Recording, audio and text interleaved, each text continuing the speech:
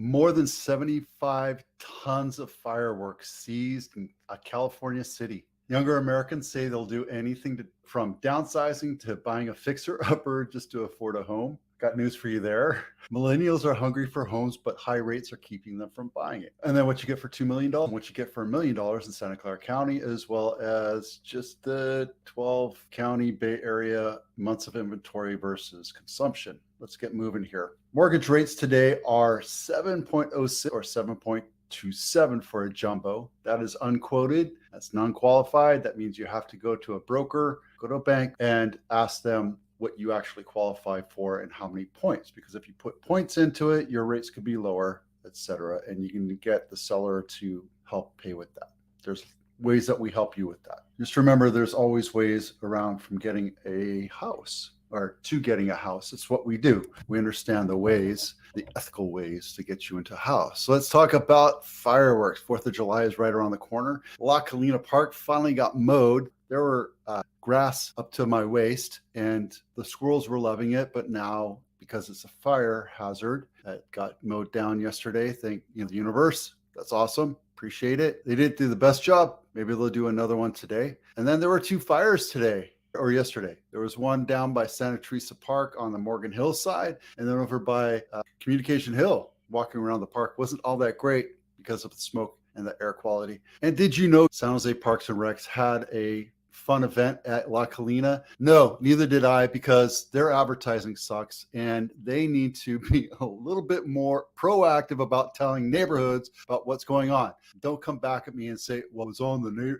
website, because nobody goes to your website. You have to tell people. It's called advertising. Let the people know. Authorities, more than 75 tons, $7 to $10 million worth of fireworks. And guess what? There are also illegal bombs that they made. 32 tons of fireworks for seasons. Alejandro Rodriguez, Natalie Navarro, and Daniel Godino were arrested on suspicion of possession of explosives and various weapons charges. There are over 2,000 illegal destructive devices and 10 pounds of bulk homemade explosives valued at between $7 to $10 million. And guess where it was? ATF was involved. Guess where it was? Gardena. I just wanted to make sure that you understand exactly where Gardena is. This little town right here.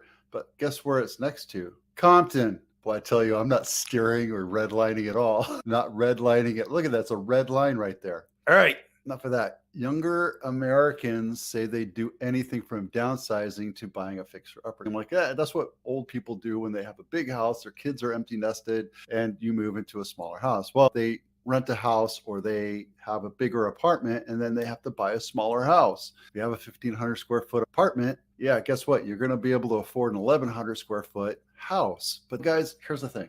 That's it. That's life. I don't know why this is news. We did it. We could barely afford it. We scooched in at $226,000 and bought our first house. And you know what? It was a good investment for us because we knew the values were going to continue to increase. And then when we were there, you're like, Vito, it was only 225. Well, yeah, but we weren't making that much money back then. We were broke. I had shitty credit. I had everything against me. We did an 80-15-5. We had 5% down. It took us years to scrape together 5% to put a down payment. And our interest rates were horrible. We figured it out. We just figured it out. I know it's tough. And I laugh at the $2 million.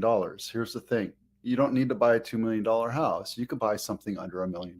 You don't have to make it the first house be a baller house hanging out with MTV Cribs, right? You don't. You just buy a house and then fix it up. And that's what this article is doing. You know what? It's the trophy generation. I get it. I have 3 of them that are in that generation, and they're expecting everything to work perfectly. You know, my daughter just bought a bug, and it's used. So you need to put money into it to make it work better, period. That's what happens when you buy a used car, right? It's the same thing when you buy a used house. You need to make it better. Now, luckily, we bought this at like $700,000, which was stupid expensive then. We figured out how to do it, and we couldn't even afford to buy furniture.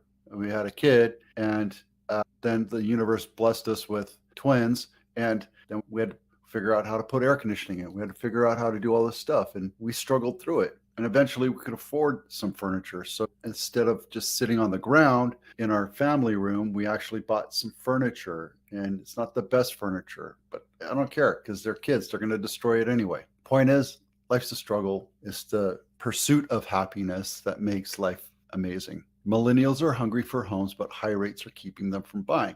I get it. Guys, listen, there's a house for everybody. You might have to go to Central Valley. You might have to go down to Hollister. It's nothing new. This was being done in the 90s and the 80s. People are like, I can't afford to buy this house here. So we go down, and everybody laughed at us. We bought a house east side San Jose, and we come from west side, right? And everybody laughed at us. They were like, oh, you live in bumfuck Egypt and everything like that. And we're like, yeah, but we bought a house. You're still renting. So, and years later, we sold that house, never took a dime of equity out, moved into this house that we're living in, and we're slowly and surely enjoying the life of those struggles. It takes time. Nothing's going to come to you right away. So understand that that's how this thing goes. You can watch these articles. They're here in my blog. You're absolutely welcome to it. The links are down in the description. So go take a look. And if you have any questions, comments, or you think I'm full of crap, please let me know. Love to talk to you about it. What you get for $2 million, Mountain View. You can buy a house in Mountain View.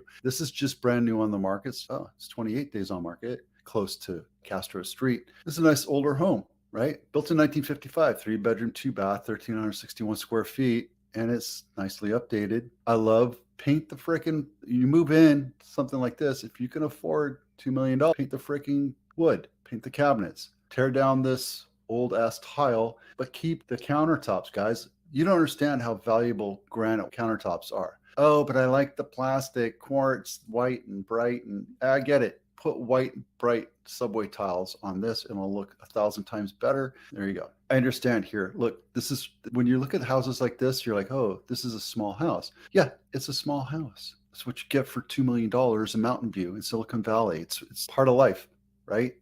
You can get it for $1 million.